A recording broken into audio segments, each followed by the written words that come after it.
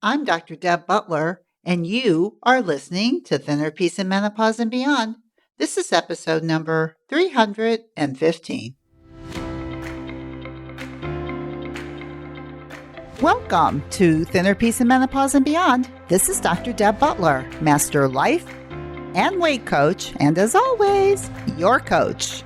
If you're a woman and you're smart and you're successful and you've been struggling with weight your whole life, and now menopause is making it harder than ever, and you are ready to make this the last time you ever have to go on a diet again, then this podcast is for you. Stay tuned.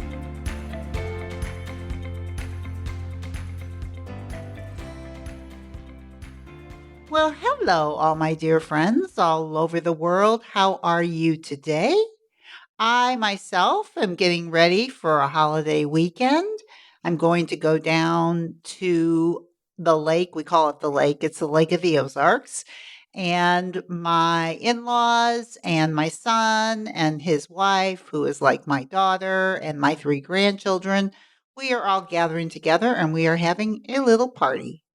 And these are like my favorite things to do. As you know, being with my family and feeling the love is my favorite thing. And, it doesn't get past me, and I don't want it to get past you that spring is here and that there's a lot of interesting holidays around this time too, regardless of your religion. There seem to be holidays for all religions, and they're all quite miraculous. And I find it interesting that it all happens in spring. Spring is renewal. And what do we as human beings do to bring spring on? The answer to that, my friend, is we do nothing because we have got nothing to do with it. But every year around this time, spring springs up and all the things that are supposed to happen without any of us pointing our fingers, making a list.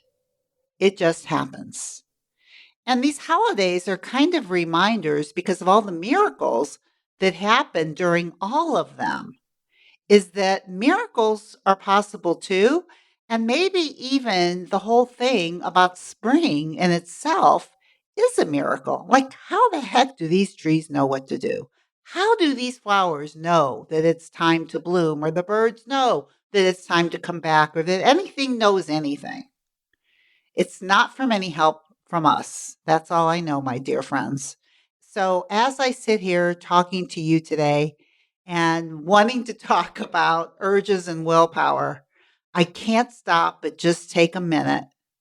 And number one, be grateful for this time of year and for all the miracles that have occurred during this time of year, many, many, many years ago, that we still celebrate, and that without any help from any human being, they still happen. It is really something to take in. And the other thing about miracles, I'm kind of getting off topic a little bit, but another thing about miracles that I love, because I was talking to one of my clients who felt like she had a miracle.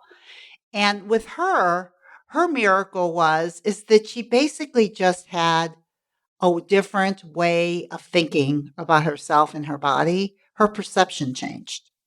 And when her perception changed and she started thinking about herself differently in a better light, and she really believed it, thanks to a lot of good coaching, it felt like a miracle to her. And Marianne Williamson, who is a wonderful spiritual leader and has been around for a long time and is really big in the Course of Miracles.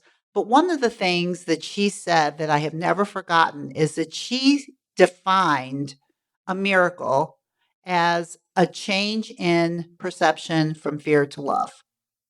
And you know what? I think as a coach and coaching people's minds, that's basically what I do every day is I just help people see things in a different way. And instead of in this fear kind of way, it's more in this love kind of way.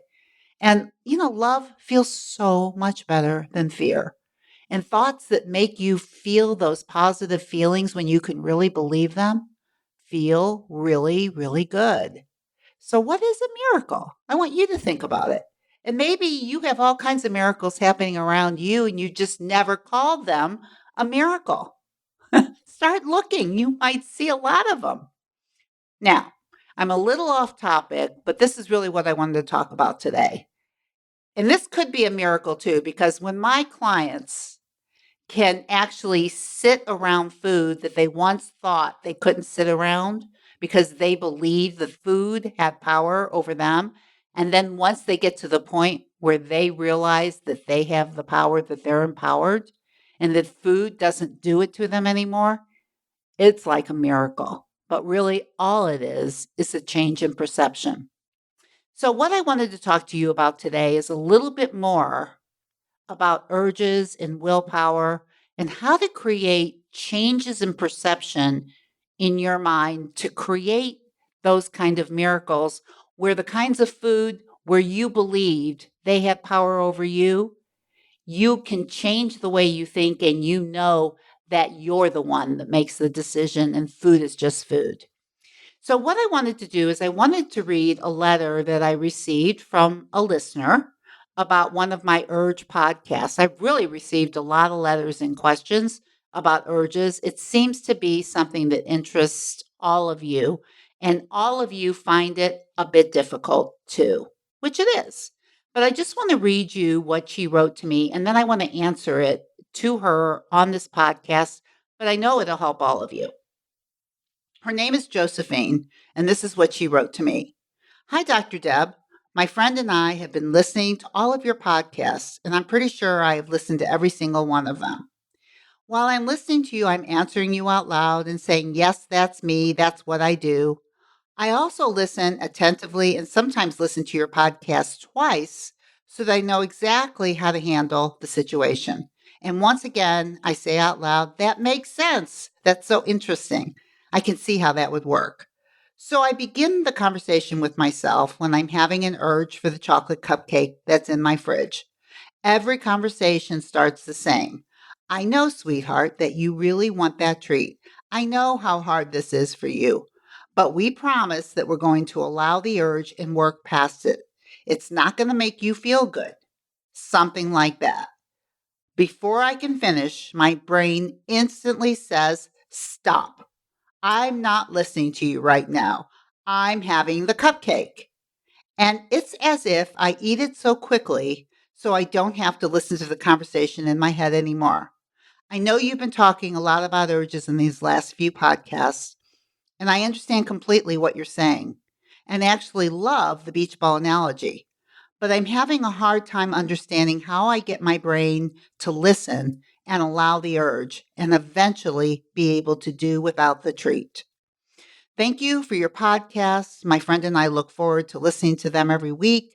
We talk to each other about what you say and compare the stories in our own lives. Sincerely, Josephine and her friend. She puts in parentheses, Maria. And I know a lot of you probably think a lot like she does and have the same conversations going on in your head too. So I want to reply to her and also give all of you some pointers on urges. Because here's the thing about urges urges are negative emotion. So, those of you who have my companion workbook, and all of you can have it, it's free. All you have to do is go to drdebbutler.com/change and you can get it. I was going to say /work with me, but that's if you want to work with me, and that's not what I'm talking about right now. So if you want this free companion workbook, you go to drdebbutler.com/change, CHANGE, and you can get this book for free. It's the first phase of my thinner peace process. And in it is a scale for the emotional hunger scale. And a lot of people have questions about this emotional hunger scale compared to the physical hunger scale, and that it's a little bit more difficult to understand because it doesn't really have to be happy, sad, mad, glad. There can be so many other different types of emotions that you probably don't even think about. And one of those emotions are urges. So, an urge is considered an emotion, an urge or desire, or an urgent desire is a feeling. And that feeling can be given a number system, just like physical hunger can. Like for being physically hungry, you can go from a -10 to a +10. -10 is starving, +10 is stuffed. On the emotional hunger scale, you can go from -10, which is the worst you can feel, to a +10, which is the best you can feel. And if you get my little booklet, you'll be able to see the scale and it will probably make a little bit more sense. But with the emotional hunger scale, when we're looking at eating when we're not hungry, we're usually looking at the negative portion of the emotional hunger scale. So it's the numbers that go from 0 to a -10. Now, here's the thing.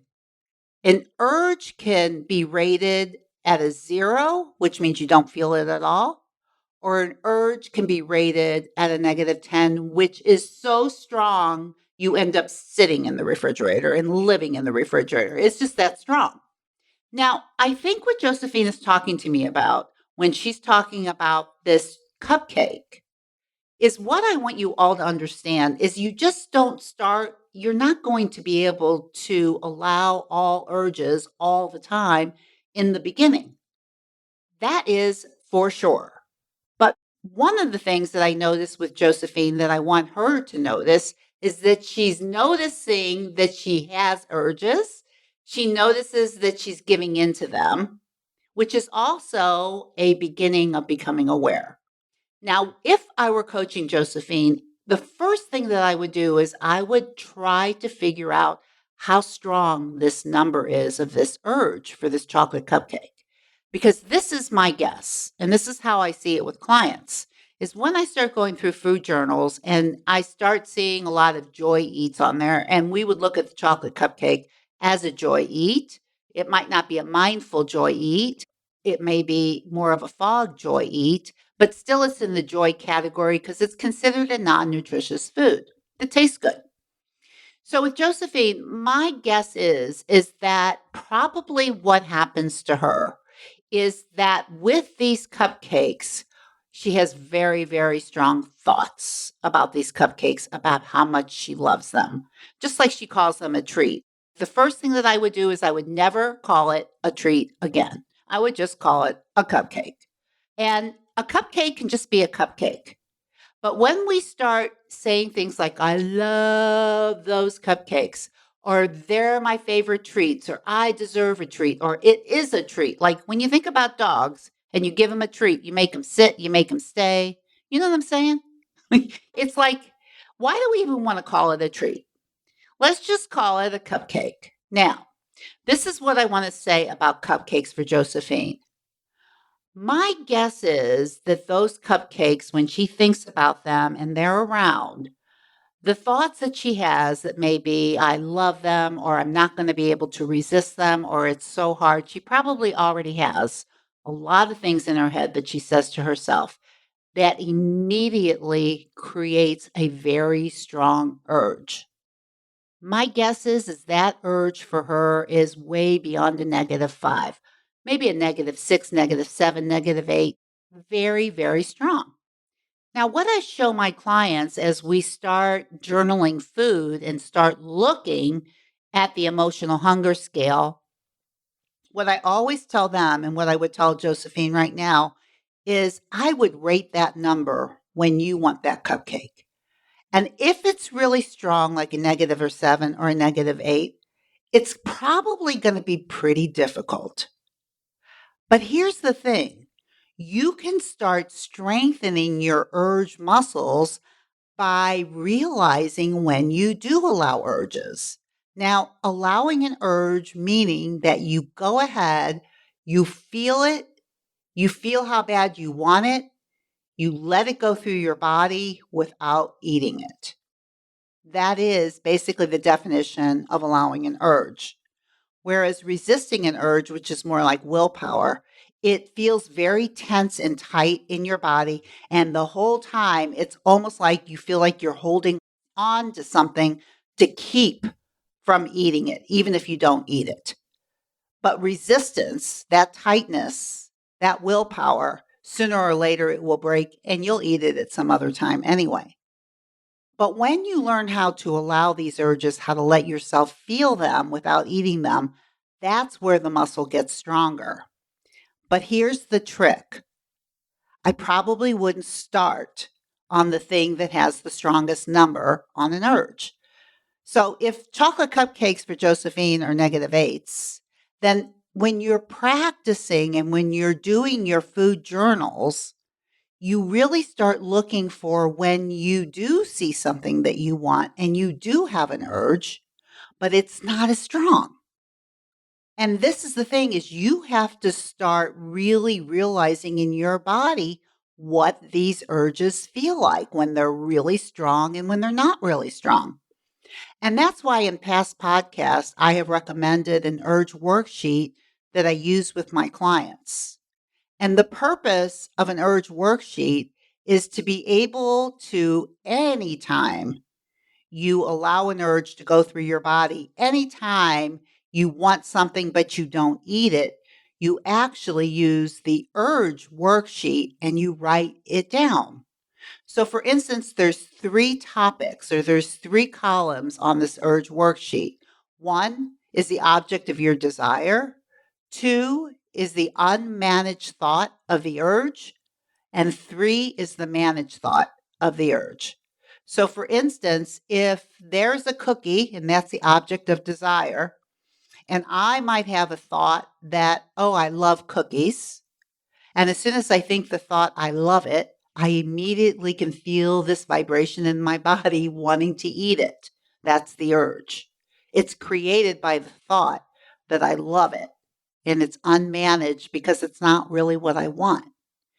But if I don't eat it, I might say something to myself, such as, you're not hungry. You don't need to eat it now, or you can have it later, or you can have it if you still want it in an hour from now. I might say something like that. Any of those thoughts are considered managing thoughts if you don't eat it. And as you could tell from Josephine's letter, she's trying to use managing thoughts, but she's eating it. So it really, you wouldn't do an urge worksheet for when you're eating the cupcake. You would only use an urge worksheet when you allow the urge without eating it. But this is my guess for all of you. If you actually start creating an urge worksheet for yourself and you actually start doing food journals the way I tell you how to do them, then what you're going to notice, especially on the urge worksheet, is I tell my clients that every time you see something and your brain starts to say, that looks good, but you don't eat it because you say something to yourself like just because you want it doesn't mean you need to eat it. Could be a managed thought and you may not eat it. And it's kind of like letting the beach ball just come up from the water. You don't push it down. You're not resisting it. You let it come up. You feel it and you go, just because you want it doesn't mean you need to eat it. It's a managing thought. But when you're doing this, measure your urges, measure the urges that you can allow. Now, what I would do is, and what you probably are doing and don't even know it, is you probably are allowing urges and not eating certain foods and not realizing you're doing it because it doesn't feel that hard. But that's where you have to notice that you are doing it. That's where you have to say, oh my gosh, I did want that. But it went through your brain so fast, you thought it, you thought you wanted it, and then you said something to yourself that managed it, that it was gone in a minute. But the reason I have my clients do these urge worksheets is because it lets your brain start to see how strong you're getting with urges. So what you might see on an urge worksheet is more like -4 urges or -3 urges or -5 urges. And when you start to see, it's kind of like lifting weights. You start with light weights and you move up to heavy weights. Once you can start seeing that you know how to allow an urge, it's just a weaker urge. You start feeling more confident. You start understanding what that feeling really feels like, and you start to see that you're a lot stronger than you think. So, what I'm saying to Josephine and Maria and to all of you who are listening is that if you're just starting to work on urges, or you're just starting to listen to this podcast, or you've been listening to it for a long time, please don't use the food that creates the strongest urge number and work with what I'm saying to you. Do it with something that is not as strong, but you're still doing it, but you're not aware you're doing it. Become aware of how you're managing weaker urges, because the more you're aware that you can handle urges, that you can allow urges, that you can feel urges, then when those stronger urges come up, it's not going to feel so foreign and so difficult, because your brain's going to go, oh, I know what to do. Oh, we've done this before, as opposed to, oh my God, it's a cupcake. Oh my God. Really, seriously. In the end, Josephine, it's just a chocolate cupcake in the refrigerator. And the way it has less power is by you learning how to lift these urge weights. So start with the weaker ones and then move up. And you might find that the chocolate cupcakes may get easier. But in the end, it will be uncomfortable. Like in the end, when you start lifting weights and you start at 5 or 10 pounds, and then you're up to 20 or 30 pounds and you're doing 30 pounds, you're lifting them. It's a little harder. You got to breathe a little bit more. Sometimes you want to quit, but you've worked your way up and you know you're getting stronger, and so you do it. And that's what I'm encouraging you to do here. Start with weaker urges and move your way up and empower yourself that you do know what to do, that you do know how to handle these urges. It's just sometimes they're so strong. That's all it is. But strong urges can be handled and managed too, especially when your brain knows that it knows how to do it. And the urge worksheet is a perfect example of doing it. Or just as soon as you're through listening to this podcast today, the next time you're out and about, you'll notice when you see something that you want and you don't eat it, what did you say to yourself? See, we don't notice this stuff. We're not aware of this stuff, so we don't realize we're doing it all the time. But you have to if you want to get stronger. You can't start with a -10. You got to start lighter. You can't start with 50 pounds of weight that you're lifting. You got to start with 5 or 10. Same analogy. Okay, Josephine and Maria, I hope this helps you. And for all my dear listeners, when you're listening to this podcast, the holidays are kind of ending. Spring is springing. Whatever it is, please, please, please give yourself a lot of credit for all the work that you've done. Remember that there are miracles everywhere if you just see them. And know that a chocolate cupcake is just a cupcake. And you know what? Once it just becomes another thing, that becomes a miracle.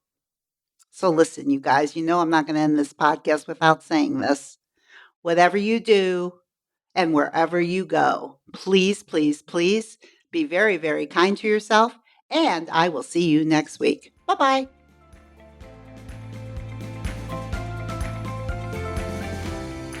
If you've been following my podcast and you're loving all the tools that I teach you, but you're just not sure that you can do it or apply it by yourself, then please go to drdebbutler.com/work with me. And you can find out if the program that I do and the coaching that I do will help you get to where you want to be, to learn all the tools that I teach and be able to make it a part of your life. Just go to drdebbutler.com/work with me. You can set up a free 30-minute mini session.